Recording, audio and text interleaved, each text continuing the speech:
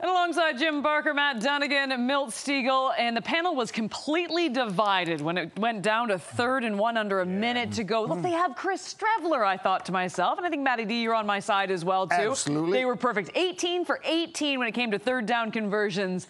And then disaster struck. Milt, I will give you full credit.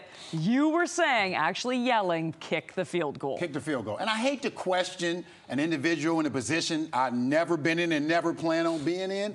But in that position, I'm kicking the field goal. And I know you got the best short yardage quarterback, maybe in CFL history.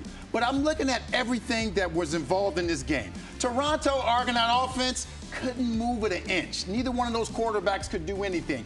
You kick that field goal. Even if you just get a single, you win that game, in my opinion, and you put your team in a bad position. Mike O'Shea, one of the greatest head coaches in CFL history, the greatest head coach maybe in Winnipeg Blue Bomber history, in my opinion, made a bad mistake there, and he cost his team. That was a bad, bad loss for the Winnipeg Blue Bombers, and they're in a bad position right now, being 2-6. You know, I completely agree with you, Milt. Agreed that Toronto, the chances of them moving the ball, they would have had to kick off. And Sergio was kicking the ball off, going that direction inside the 5, and they were starting around the 25. So they would have had 50-some seconds left. But in my mind, you're playing on a grass field. They're not used to playing on a grass field. There's so many things could happen in terms of slipping, in terms of a referee spot, like what did happen. And it just didn't make any sense to not just kick it. And like you say, if they win by a single, they win by a single, or they win by the field goal, and give them 50 seconds. If your defense can't hold it, Matt, then that's on them.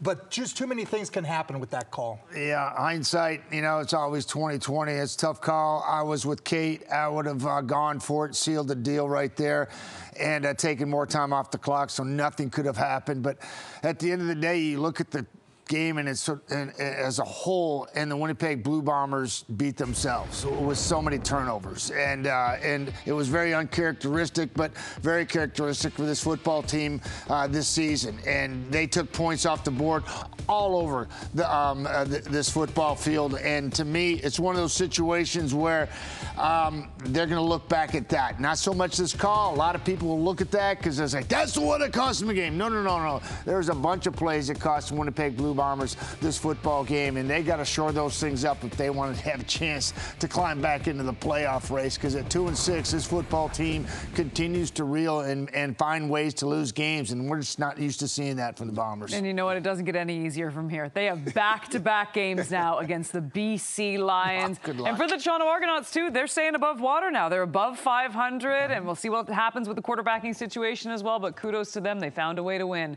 as we send it back to SportsCenter.